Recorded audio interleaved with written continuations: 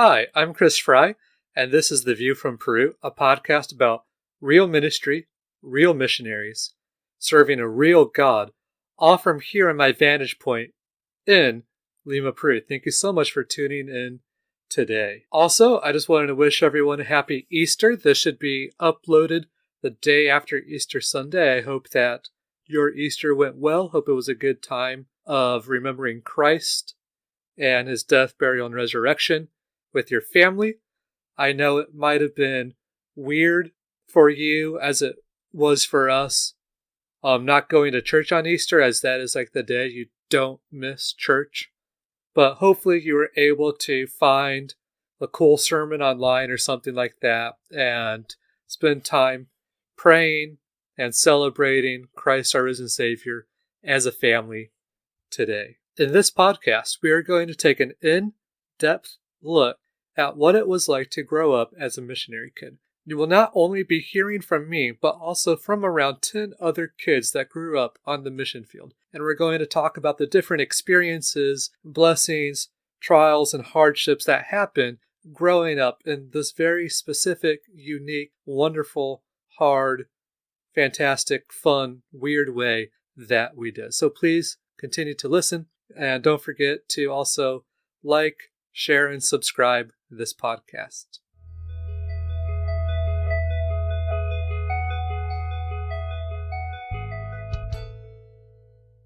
Growing up as a missionary kid on a foreign field, you grow up as someone called a third culture kid. A third culture kid is a person who has been a significant part of his or her developmental years, and that is normally defined as the years between 2 and 18, outside of their parents' culture.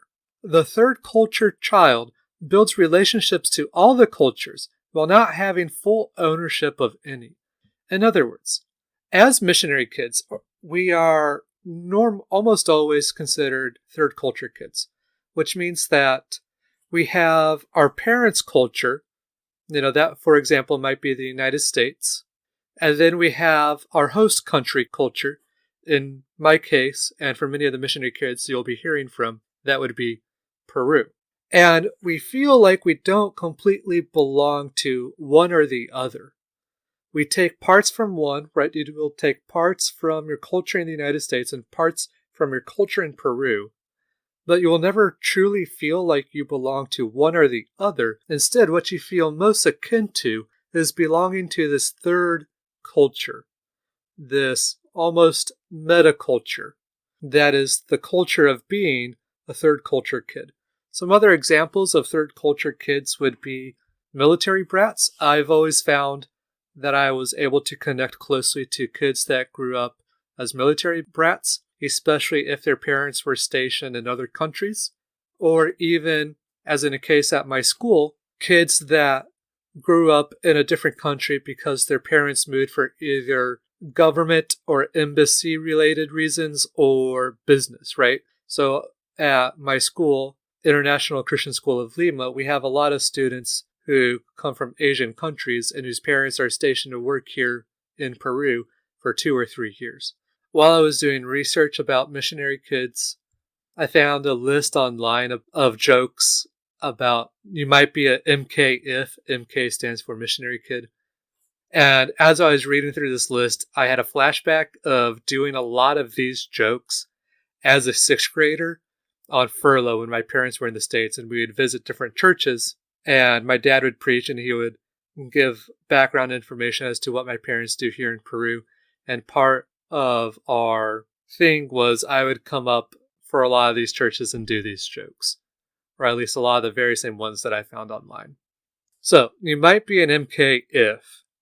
Where you are from has more than one reasonable answer. You might be a missionary kid if you flew before you could walk. You get into culture shock upon returning to your home country. Half of your phone calls are unintelligible to those around you. You know how to pack quickly and efficiently. Do you have the urge to move to a new country every couple years? The thought of sending your hypothetical kids to public school scares you, while the thought of letting them fly alone doesn't at all. Do you think that high school reunions are all but impossible?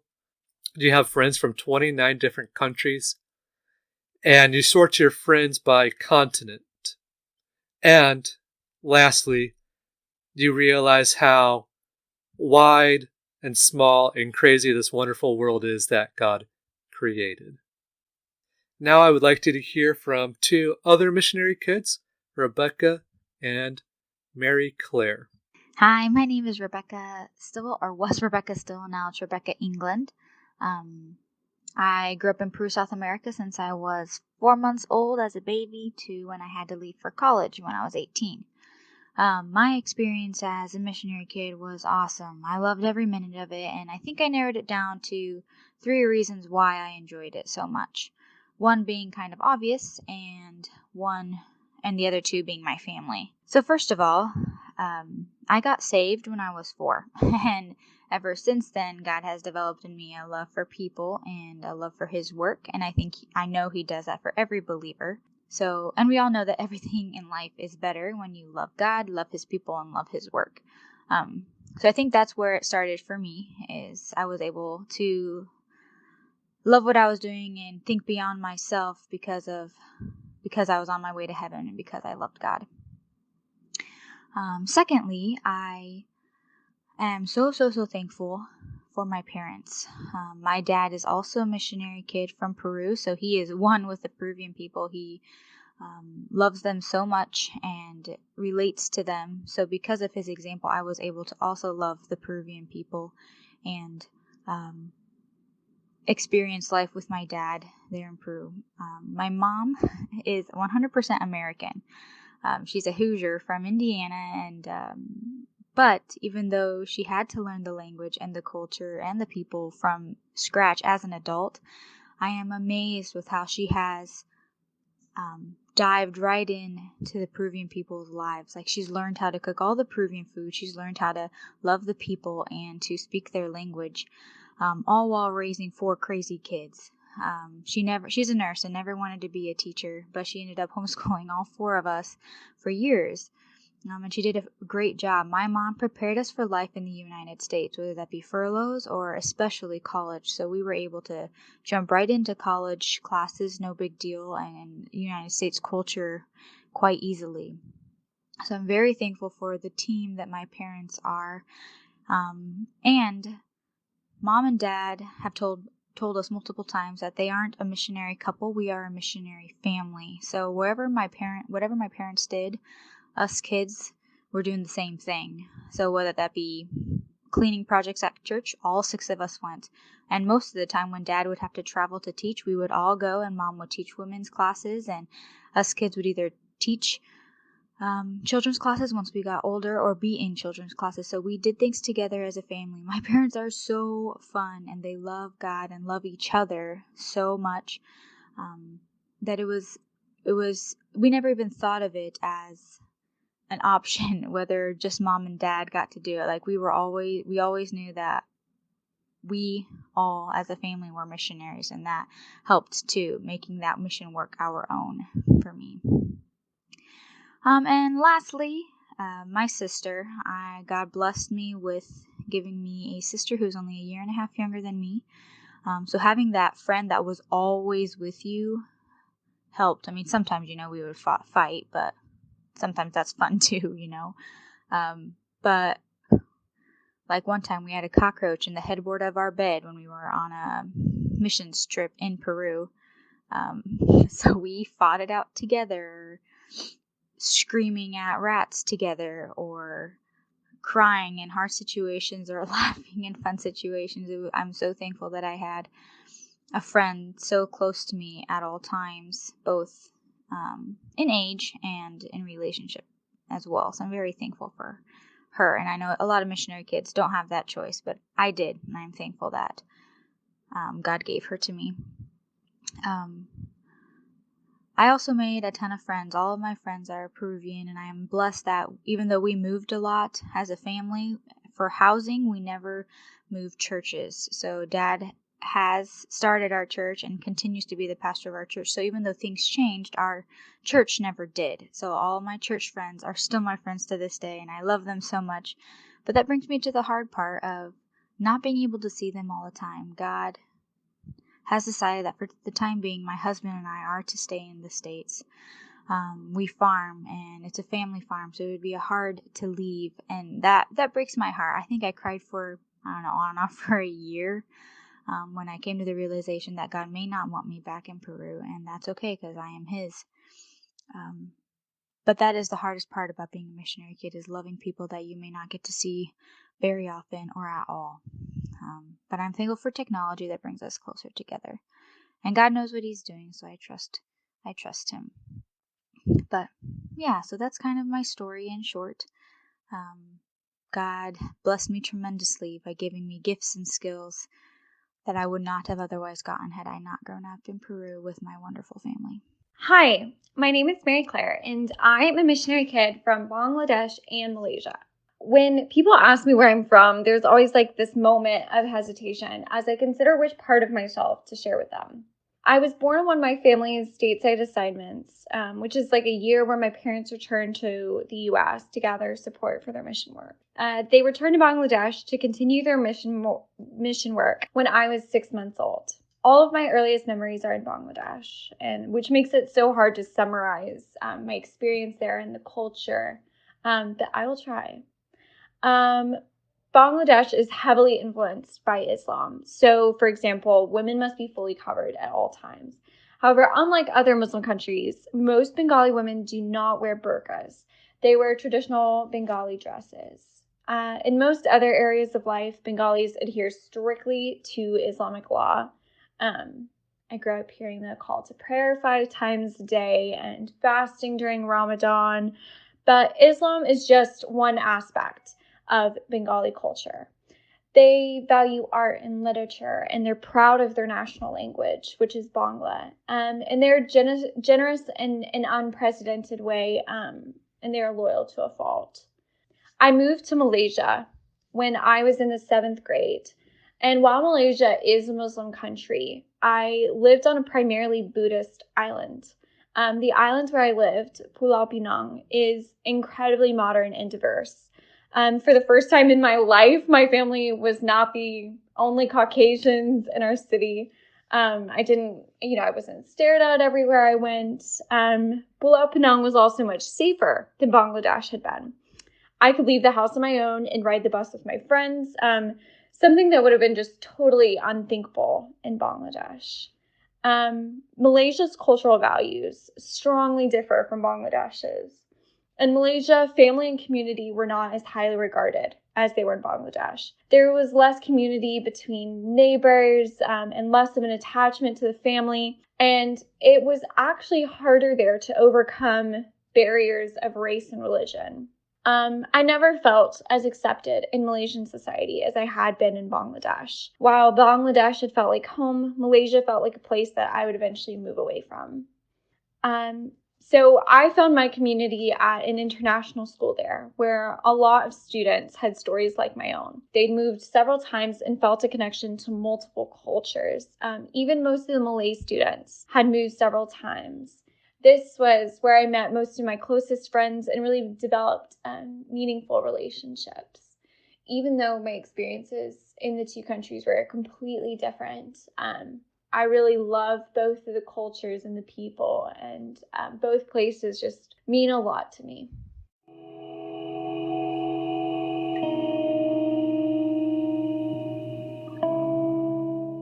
As we talked about, one of the big key aspects about being a missionary kid, or even a TCK, is never quite feeling like you belong to one country or one culture. For example, you look American, but you don't always think like an American, and you don't always act like an American when you're back in your home country in the States. Also, no matter how much you might think or act like your host country where your parents are serving, most of the time you're not going to look like them either.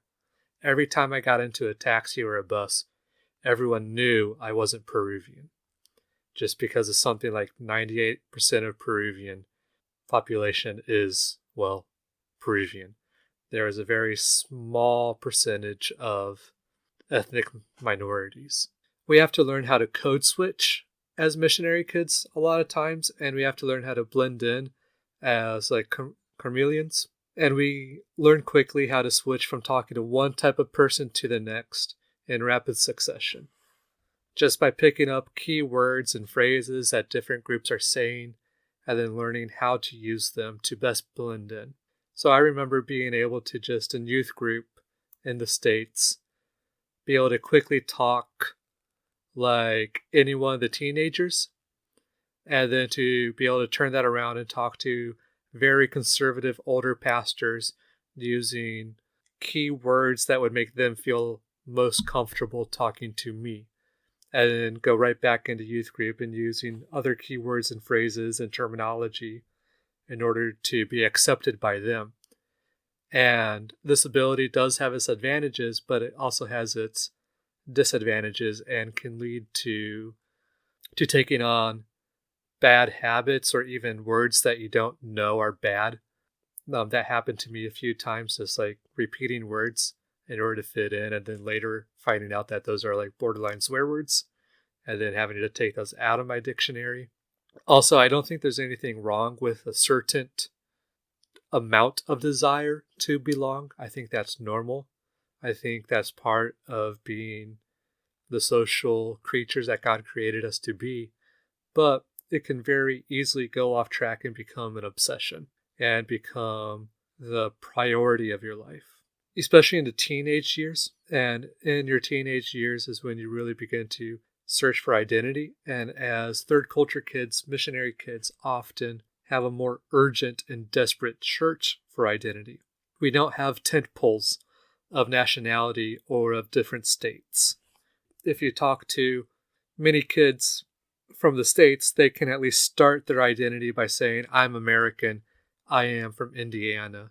And with that comes certain ideas and ideologies and culture preferences.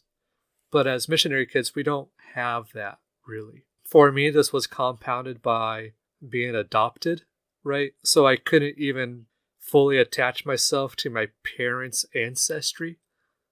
As much as I have always considered my parents, my adopted parents, just to clarify, as my parents, I've always known that that doesn't necessarily mean that my genetics trace back the same ways theirs do. And all of this really boils down to me having to learn at a very young age how important it was to consider heaven as my nationality, so to speak. I personally took great comfort finding heaven as where my citizenship belongs. I want you guys to now listen to Jonathan T. He grew up as a missionary kid in Peru as well, and is now serving in, I believe, Spain. And he is going to also talk about this idea of identity. Hi, this is Jonathan Templeton, and I want to share with you a little bit of my background growing up in Peru, South America. I was a missionary kid. My father remains as a missionary there in Peru. As a kid, growing up in South America, I felt like I was caught between worlds. Never felt like I necessarily belonged to one culture or another culture. When I was in the United States, I was confused or people were confused by me because I didn't speak quite the same. I acted a little bit differently.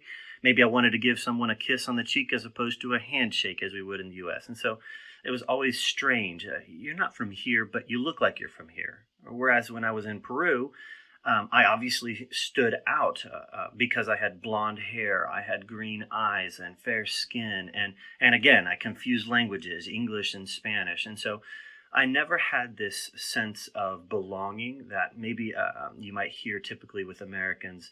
I am American through and through. I just didn't know where I was from, even though I was born in the U.S., but spent the majority of my childhood outside of the U.S. So this caused me to seek an identity in being accepted by friends. So I was a bit of a chameleon.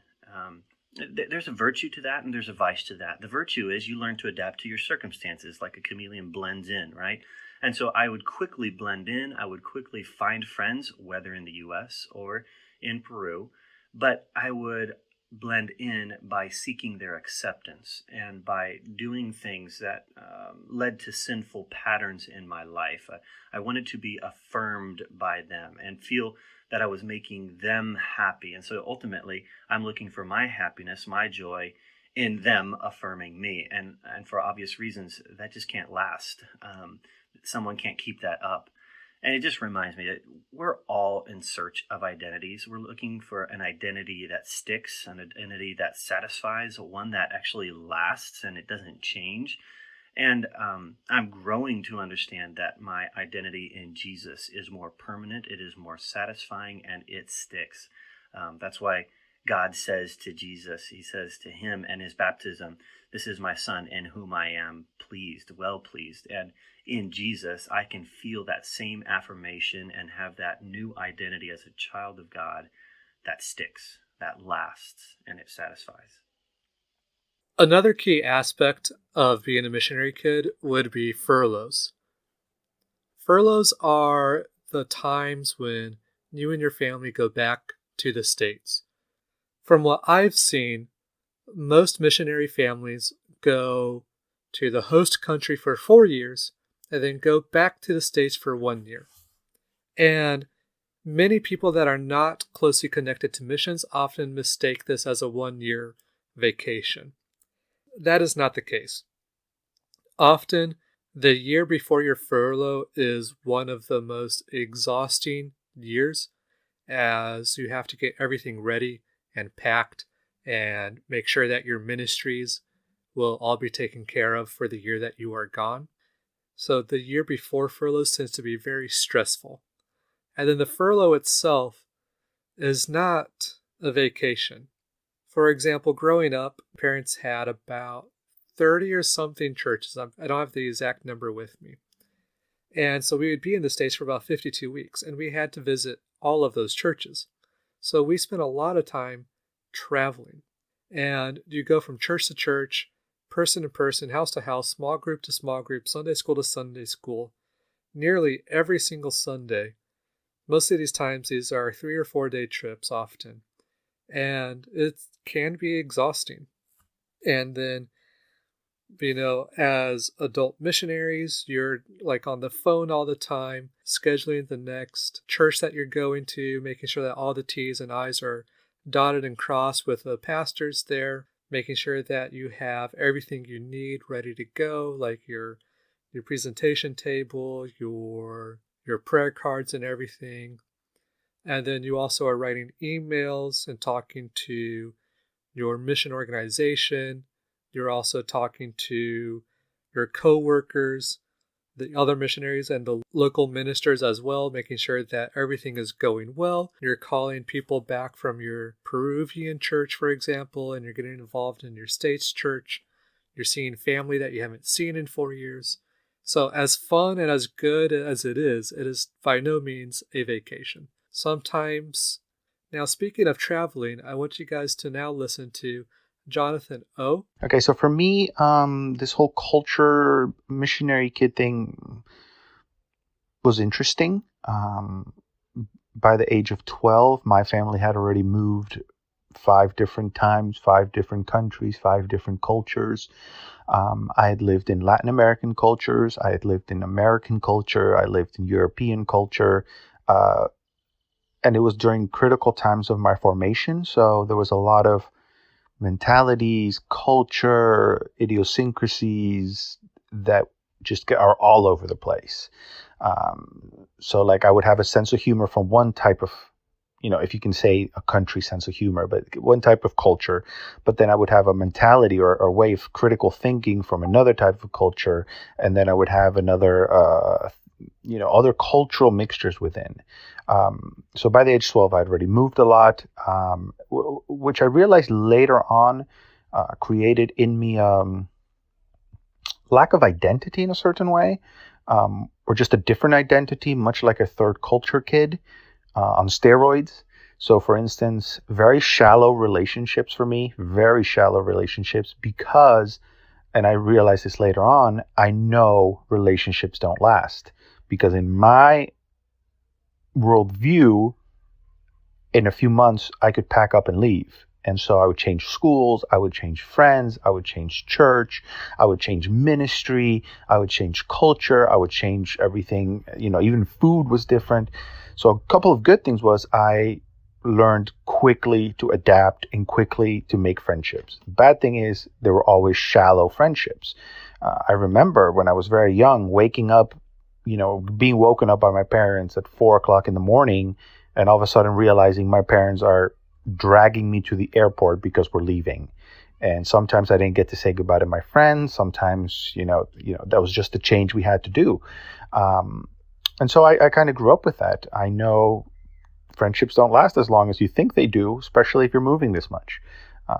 So shallow relationships, but also a lot of good things of quick adaptation. One more thing I would add, for some reason, and I think I see it with my kids as well, as missionary kids, they like to hang out with older kids or even adults. So I like to be with the adults. Like my conversations could be a little higher than maybe most kids, as far as the topics, as far as understanding and wanting to be with more grown-ups to get more information. And I'm not sure if that's really because of the MK or because of the culture shifts or anything like that, but just interesting. So yeah, I hope that helps. So again, that was Jonathan O. And I just wanted to comment briefly on one of the last things he said about third culture kids and missionary kids tend to lean towards conversations with older people. I remember that being true for myself as well. Being like in elementary and preferring to talk to like teenagers and college kids and even like just adults. And I think part of that is because life has given us a lot of times different experiences that most people don't have until they are adults. Most kids don't travel and understand, the full list of positives and negatives about airports, but more adults will, for example. Or also, for missionary kids, we grow up a lot of times with our parents being very great, spiritual, mature, godly leaders. And so we tend to be taught how to think more deeply about spiritual stuff and have a deeper understanding of theology just because of who we were raised by, not because we're great or anything. And I think that also might be it, right? Our theological understanding as kids might be that more on par with people that are much older than us.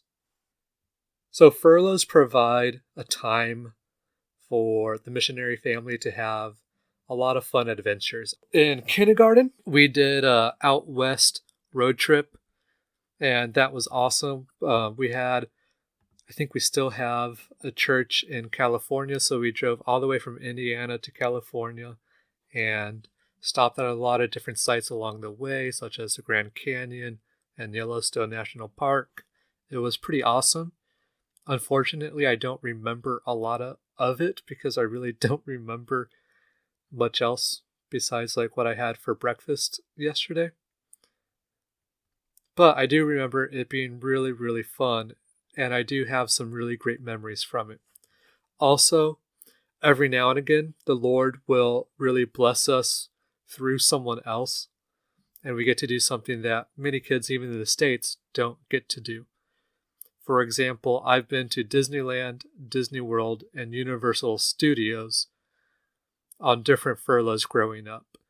And if I remember correctly, each time those trips were paid for, at least the tickets to get into those places were paid for by people that supported my parents and wanted to bless us with a little vacation. And it was awesome. They were great. I remember in high school, I was one of, if not the best in my Spanish class, which was pretty funny because I was the worst in my Spanish class down here in Peru.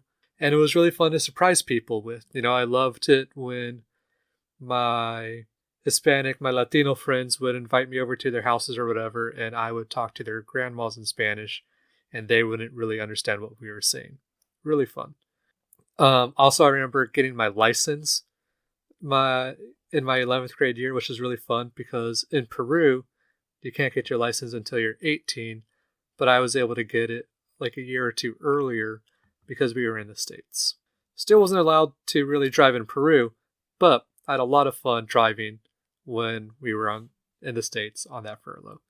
Also, missionary closets were awesome. So I think this has kind of fallen out of style, but I remember growing up, a lot of churches would have these missionary closets that were just like a room or a closet in the church, and people would bring things to donate, and then you could go in and pick a certain number of stuff out, right? And so it was always really fun to, after hearing my dad preach the same sermon for like the 29th time, find out that this church had a missionary closet. You go in there and like you're allowed to pick out like two of the toys, and then you just play with those two toys until they break in like 2 or 3 weeks during all the car trips. Also, just meeting all sorts of different people and all the great dinners at different houses or restaurants that we've had with different people from so many different churches, and just all the friends that we made along the way. It truly was great. However, on the negative side, because I do want to be honest and transparent with you guys, there are negatives to furlough. You often, or at least I often, felt distant and detached and different than everyone else at my smaller Christian school in the States. Well, actually, for me, it was big because Fetzer in Peru, we had 3 or 4 kids, depending on the year. And at Portage Christian School, my class had 11. So it was more than double the size, right? I think I went from a school of 30 to a school of like 150. And I remember one time, one of my friends asked me like, hey, do you want to go see a movie with, the group? I was like, yeah, that sounds great. Ah, man, I can't because we're going out of town this weekend.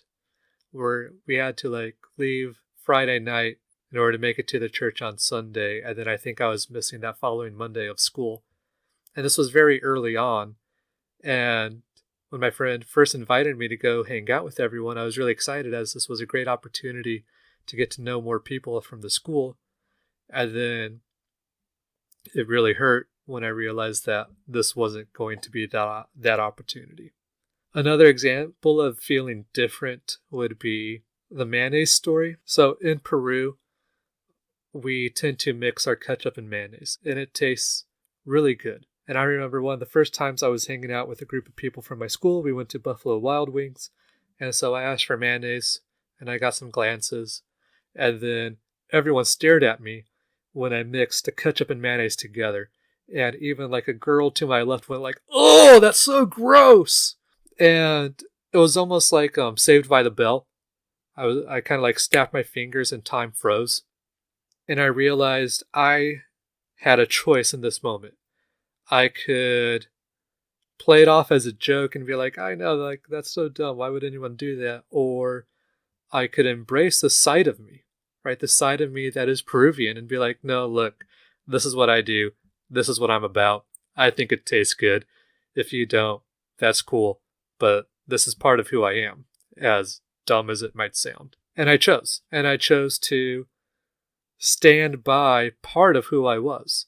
In that moment, I decided to not deny myself something from the other culture, right?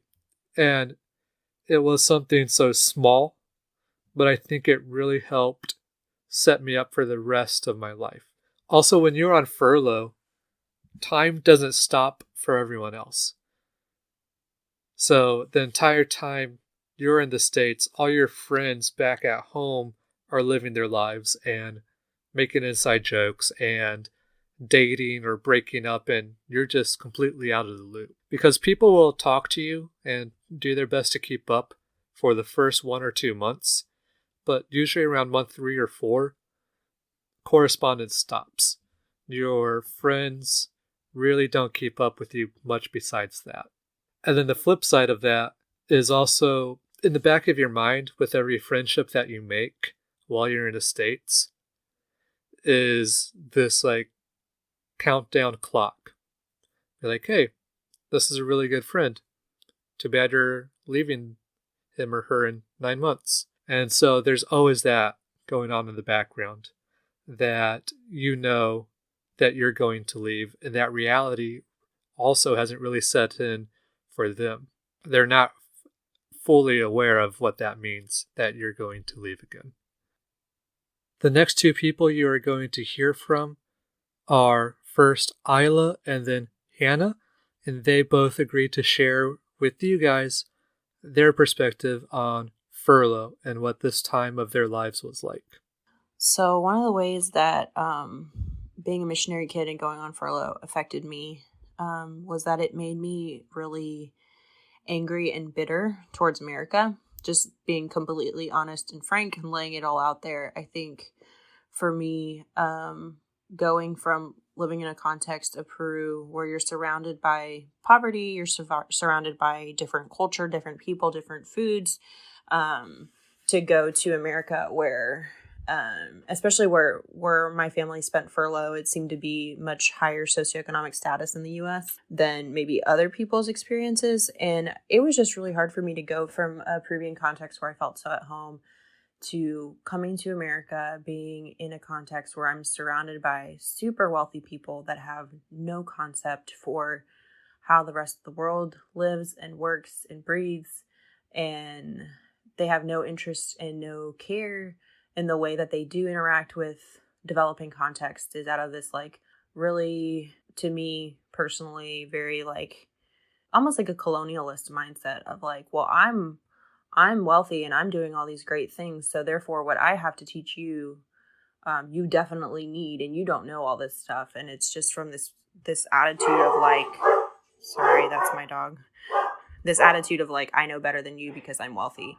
So that was my interaction with people on furlough. And it made it really hard to appreciate America and want to live in America, because I personally felt like everybody that I knew or became friends with in America was just completely out of touch with the rest of the world and lived in a very privileged bubble in which they never had to interact with hard topics or hard things. And they just were so out of touch with reality. So that was my experience of being an MK on furlough.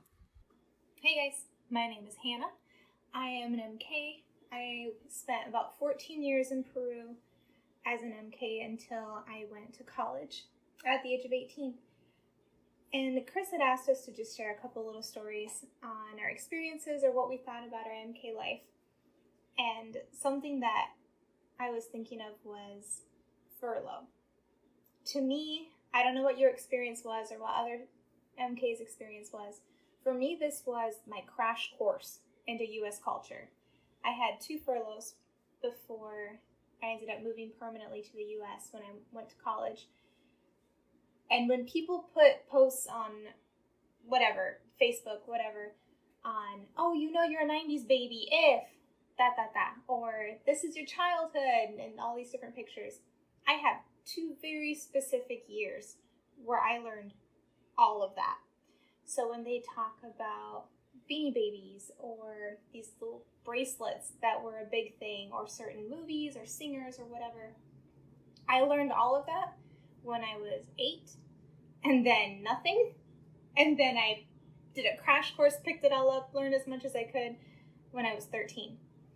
And so furloughs were kind of fun. It was this whole big world. It was a year-long adventure into a new culture. That was my like cross-cultural big experience. And I think it was really helpful to have those furloughs before moving back, because had I spent my entire life in Peru not knowing any of that, I turn 18, I come back to the States, and I'm like, who's Winnie the Pooh? Who's Hillary Duff? And I wouldn't have known anything. And so I think furloughs are really good. They can be hard. They can definitely be tough with the change in the move and not really fitting in. But I think in the long run, it's really good for you.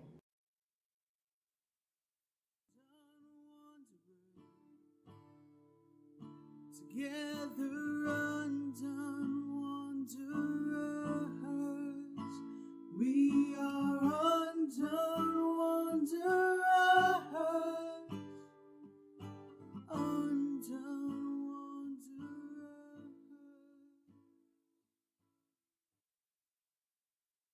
Now, living in a host country can be awesome and amazing and give you so many weird and fun life experiences.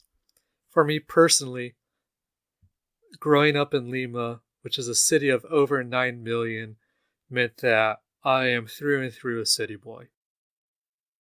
I remember growing up in Peru, and after church, all the kids would run outside and we would find like 4 different stones and set them up as 2 goals and play soccer right there in the middle of the street. And I mean, sometimes we played for like half hour, 45 minutes to an hour. A weird example would be one Saturday after a sleepover. I had to leave early because I got sick, but I remember 2 of my friends found a skull at the top of the hill by one of their houses. They just hiked up the hill and they found a human skull. And like they obviously freaked out and told the dad and the police and everything, and nothing really else came of it. But I mean, yeah, they found a skull up there. I also know 2 people that have been kidnapped. I remember one time I got on the wrong bus as a teenager on my way to youth group, and I didn't have like a lot of change with me, and the bus like comes to the end of its route. They asked me to get off, and it was going to a certain point. It was going the exact same way that the bus normally goes to church, except for it turned off at this weird point and it was the end of its route. And so I had to get out. I wasn't really sure where I was. It was dark. I was like 15 years old, obviously white, not a Peruvian, walking around. I don't even think I had a cell phone. And I just had to like find a taxi off the street and promise him that I would give him money when I got home, but I didn't really have any on me. It was a whole thing. Did get home. I was safe, but that was pretty scary. Also, one of my favorite Christmas activities that we grew up doing would be we would go to the beach on Christmas or right around that time. I think it was often like the 23rd or Christmas Eve. We would go to the beach and just have an entire day out there. I mean, in order to get to the nice beach that we really liked, it was about an hour depending on traffic, which isn't that bad. Most stuff takes about an hour to get to. So we would go out there with different friends and family and other of my parents' coworkers and just spend a day out on the beach having picnics, playing like beach volleyball or soccer and like boogie boarding on the waves. And that was a normal thing we would do for Christmas. Contrasts starkly to the cold Indiana that I would experience on furloughs. I also remember something unique about growing up in Lima was for a time I would buy pirated movies on my walk from home to school. And yeah, just a lot of really great memories from growing up at the missionary kids school that my parents started, Fetzer. Just a lot of really great people, amazing teachers that really loved on us missionary kids, and a lot of really good friends. Also, just growing up in the 2 different churches that my parents started. One was in the district Musa, the other was and still is in Ate. I think it was around when I was like 10 or so. My parents and their coworkers were able to turn over the one church in Musa over to being completely nationally run. And then they started this other project. And I just have so many great memories of just all the different stuff we would get up to after church or after youth group and stuff like that. So to share with you guys some more about growing up in the host country, I have 2 people lined up for you guys, Jens and Elizabeth. I think you guys are really going to love their stories. Jens grew up in Ecuador and Elizabeth here in Peru. Hello, my name is Jens Erickson, and I was raised as a missionary kid in Quito, Ecuador, from like the mid-70s to 1990. And something about the 80s that was really fun is that it seems like there were a lot less rules and stipulations on things. And our school was right next to a hospital. And so at lunchtime, sometimes my friend Daniel and I would hop over the wall and go into some of the outbuildings because you could always find all sorts of cool stuff like prosthetic limbs. You could find mercury from broken thermometers. You could play with it. We used to put it in our hands. Anyway, we found the morgue by chance, and the door was unlocked, and walked in, and there were two bodies laying on tables covered in sheets. So, I had a sandwich in one hand, and we uncovered one of these bodies, eating lunch, and we were just amazed. Man, look at this, dead bodies. And strangely enough, the bodies were about just on the other side of the wall from where our lockers were. And so it was just unique. When you go and get your books, you're like, man, there's a body like 20 feet away. Anyway, one time an older missionary couple, the woman died, and she was probably 75. So they took her back to that morgue, and they brought a casket back there, and they put her in the casket. And the husband came in with some nurses to look at her one last time because it was going to be a closed casket. And so he looked in the casket, and he noticed that down by her feet there was like another lump, like under the blanket. And so he uncovered it, and there was a small, like a baby, but it was dead.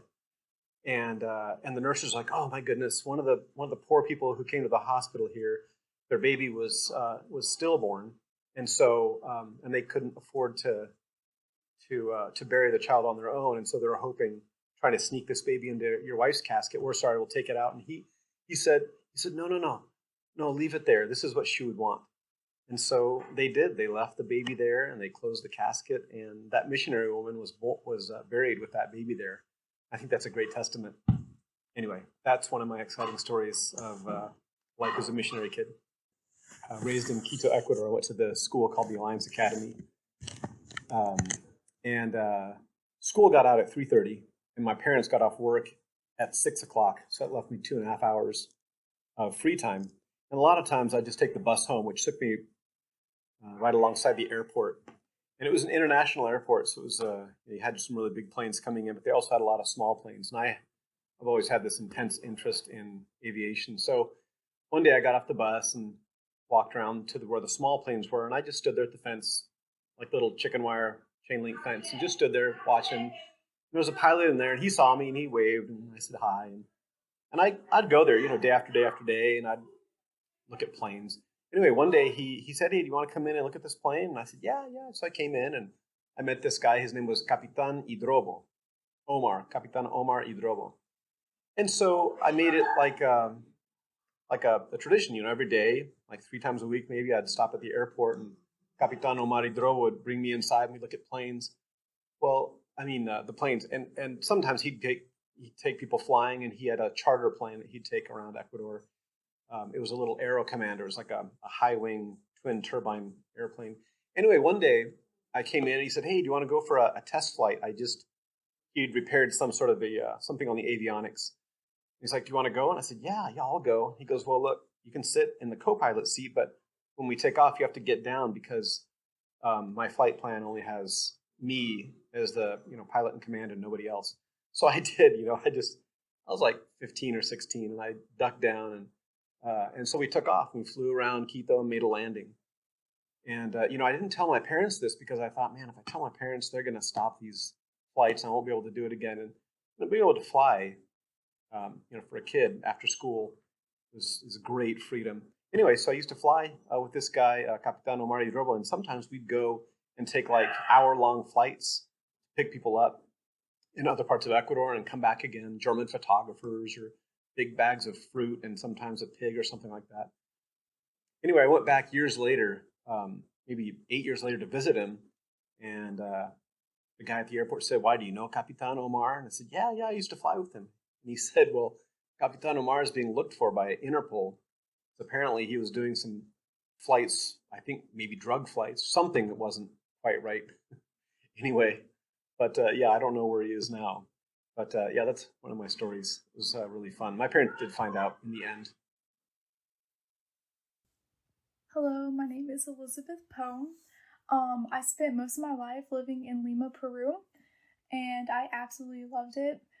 Yes, it was some hard times, like leaving friends and family, but overall, it was a most amazing experience ever. I love all the amazing foods there was, and all the fun people you get to meet, and the friendships you get to make through that. I really loved going to the MK school with all the missionary kids. They became like family to me. What I did not like about Peru was sometimes the earthquakes were really scary, and then like when we go on furloughs, I would get really like nervous going into churches and like being the only kid there, and everyone stares at you like you're the awkward missionary kid. But it's totally worth it, and you get to meet people through it. I honestly like Peru was just an amazing experience. Going to Peru can be a little bit of a culture shock if you don't know the language. I would totally, if I could go back to Peru, I totally would. It's been my favorite place I've ever lived. It's just something about the culture there that is just so wonderful. And like, I don't know, Peru is just like the coolest country to me. And I'm sure just being anywhere as a missionary, it is so cool to see what God is doing in other people's lives and how that all goes. I would definitely, like, if you feel like God is calling you, you should go.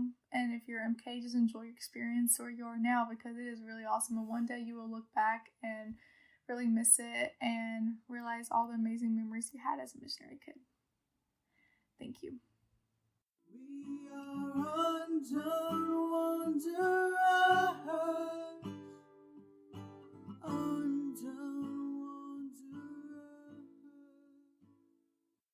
Perhaps the toughest part about being a missionary kid and even an adult missionary is how much we have to say goodbye.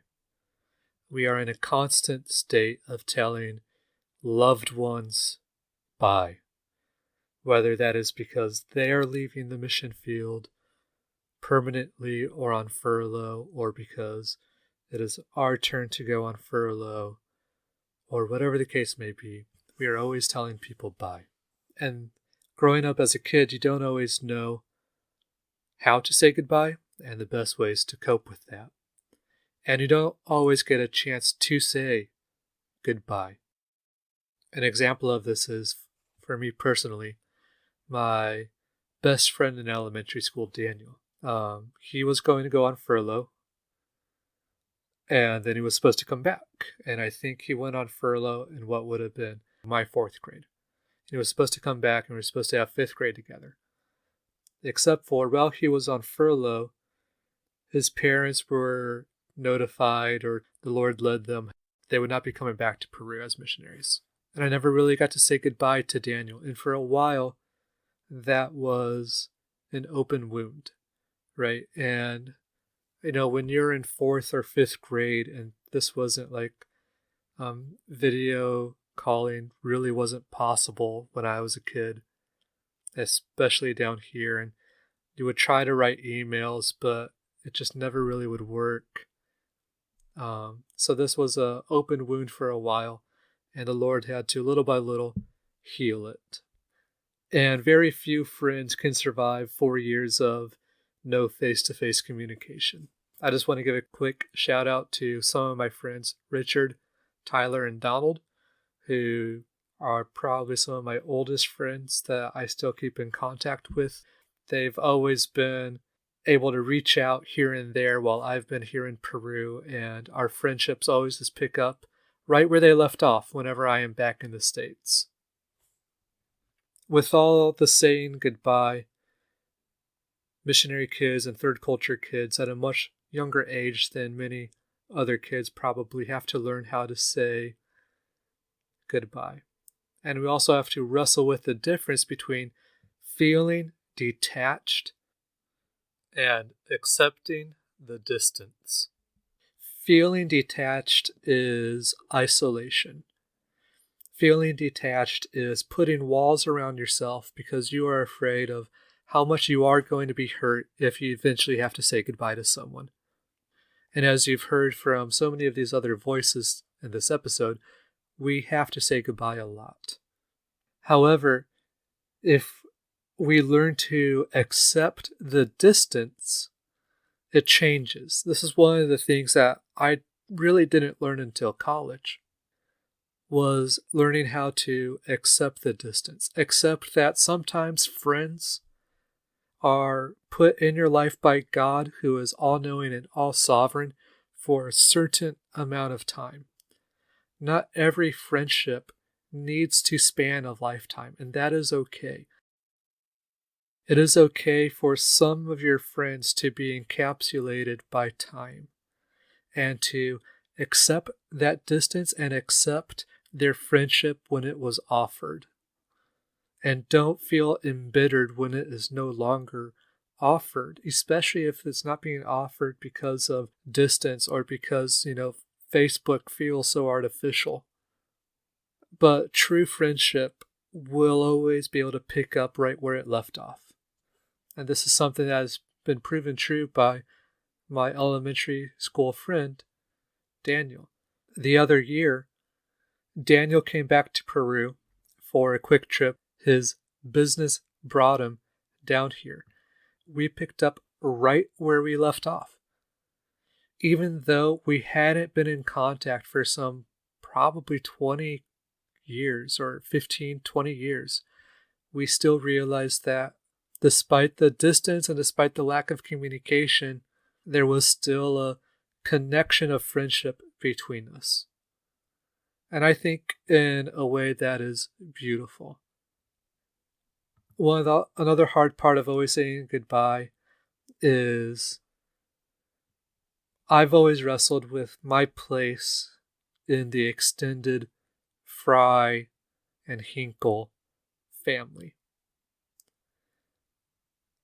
My dad is the second oldest of 13 kids, and my aunt on my mom's side has 2 kids, and they're both married with their own kids. I have a lot of cousins, and part of me has always wrestled with how much am I supposed to be a part of their lives, and what are my expectations for them to be a part of mine? And the conclusion that I've come to is honestly not to worry about it. God is in control. He knows where He has me living, and He knows why. And instead of getting my stomach all knotted up about this, either because of bitterness or guilt or loneliness or detachment, to learn to embrace the time that I have with them when I have it. And that when opportunities come up to call them or to, right now everyone's gotten really into Zoom, to Zoom them, to take those, obviously, but to not force anything, so to speak, and to appreciate the times that I have had with them growing up and the times that I still do have with them, and be grateful for them and for all the different people God has brought in my life, whether they are here now or not. We are undone wanderers, undone wanderers.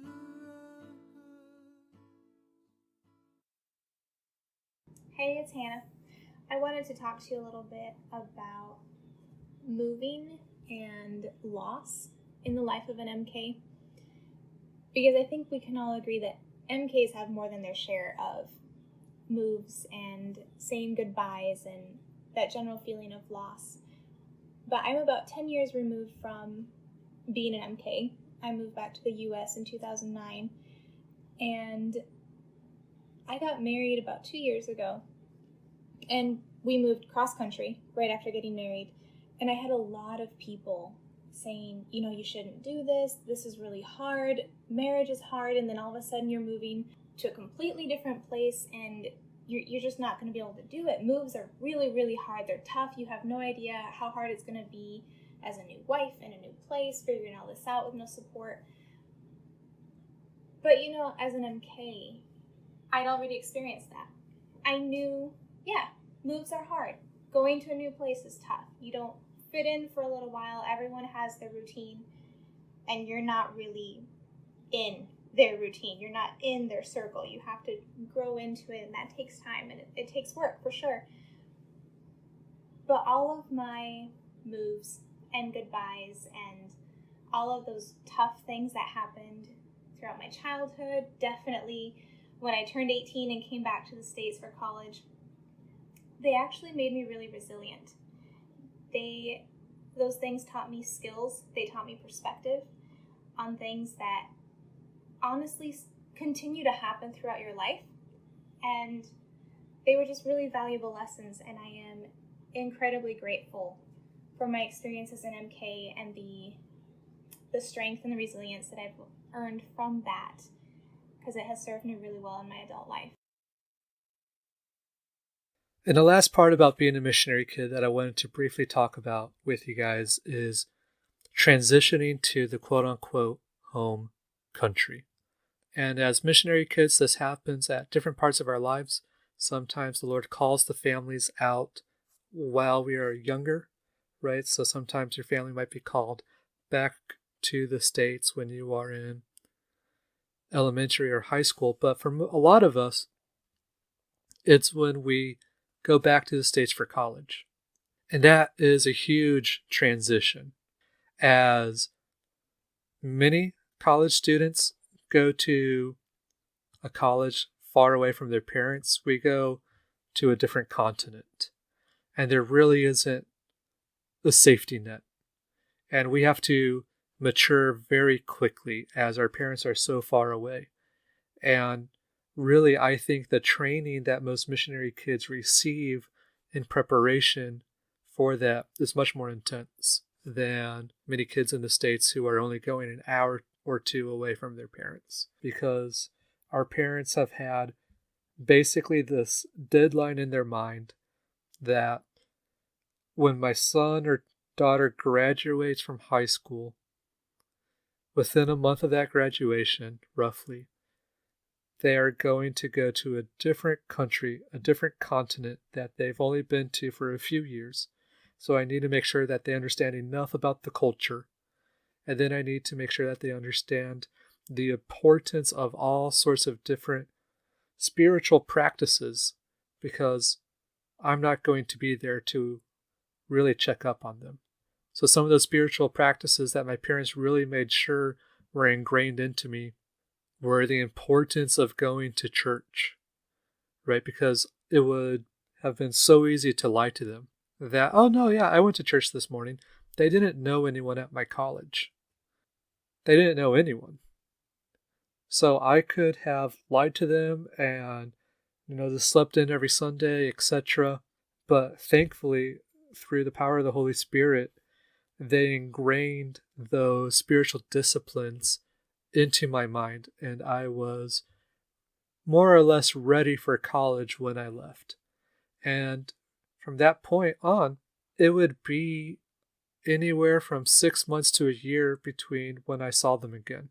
And when I saw them, it'd be very brief, only a month or so. And so we just have to be emotionally and spiritually and mentally ready for that change when you are 18 years old. I think as adults, missionary kids are often bilingual, not necessarily all the time, but often bilingual, which is a huge advantage.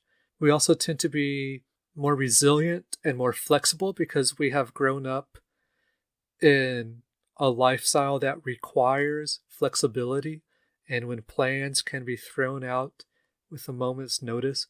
And also we need to be resilient because we have built up certain tolerances through the power of God and through the different ways that our life has led us to grow, that we are stronger naturally in certain ways. And that could be tied back to how we grew up and saying goodbye and stuff like that, where we as adults tend to be a little bit more resilient, a little bit more globally aware, and a little bit more flexible than perhaps the average American, so to speak.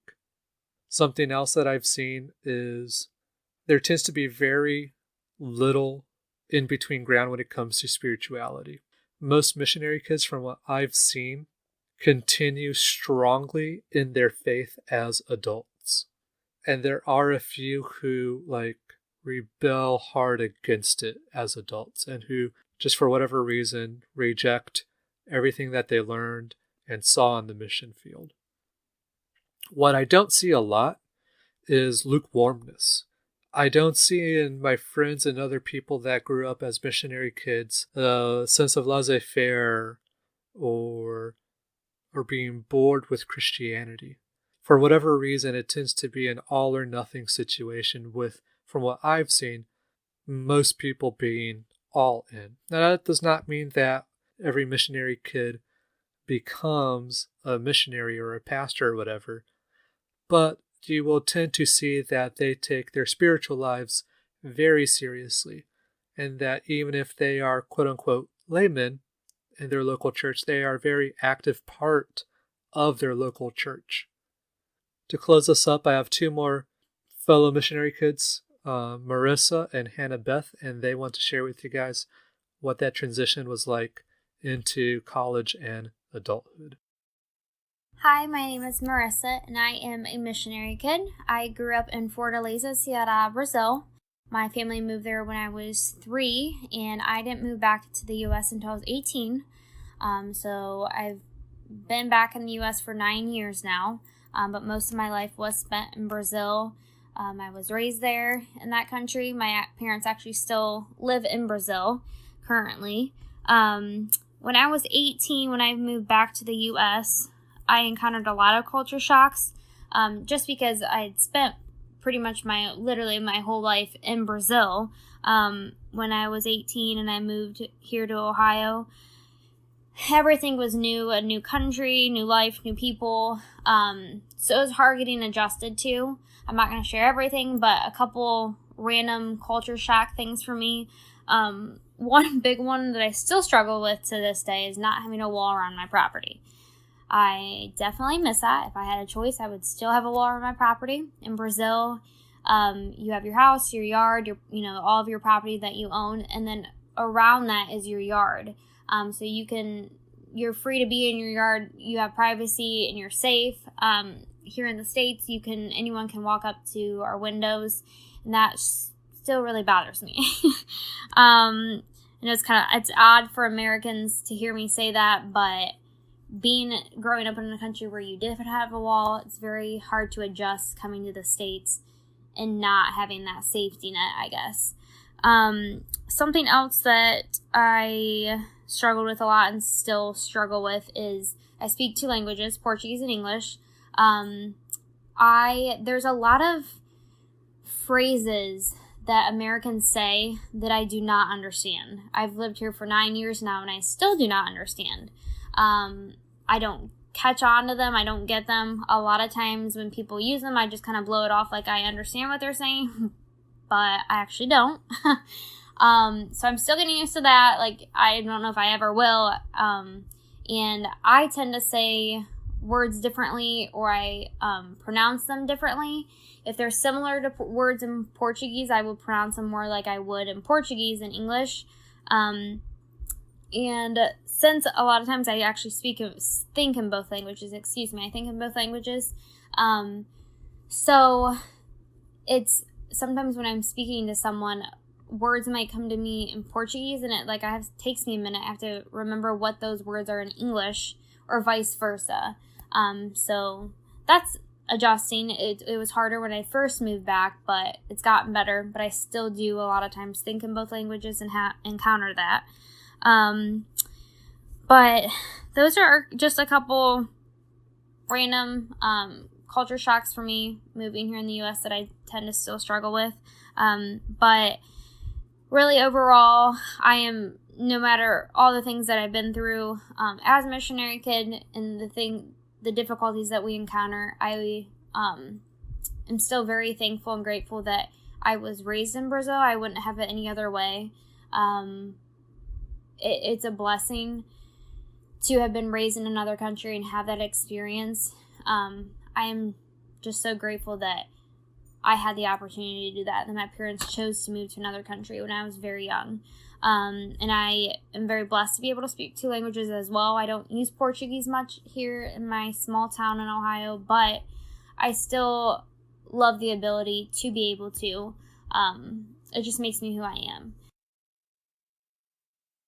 Hey guys, my name is Hannah Beth, and I'm a missionary kid. I grew up in China, and as an adult now, my parents live in Peru, and I live in America with my siblings.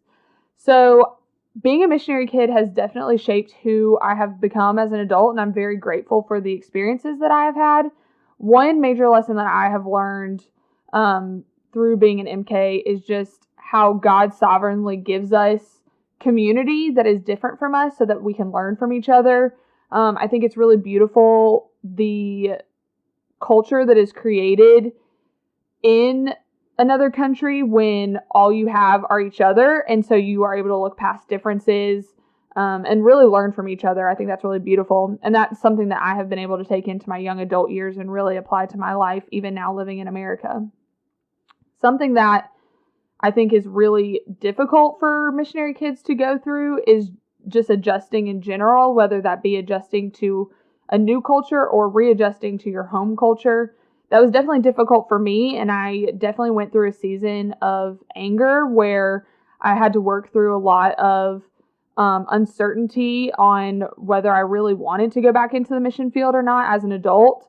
But thankfully, the Lord has been gracious to me and has worked through a lot of my anger towards that adjustment period, and I have definitely grown and changed to where I'm thankful for my experiences, and I've seen how they have changed my life, and it has made me grateful for where my parents are and that I'm still able to be a part of another culture even while I live in America.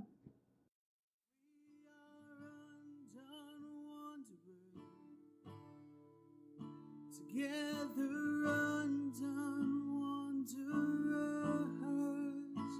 we are undone wanderers, undone wanderers.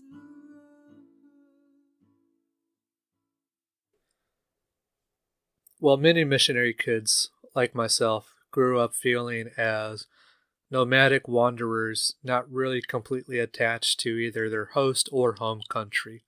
The good news is we do not need to be undone for long. Through the power of God's love and the communities He brings along our ways, and while we will often have days or times, as I think anyone will or does, where we feel that we have been undone, that is not our permanent state. Through God, we do not have to feel undone. We can feel whole and complete because Christ is the friend that is always with us. Christ is the Savior who always loves us perfectly, and it is God who has controlled all the different parts of our lives and all the different traveling experiences that we have had.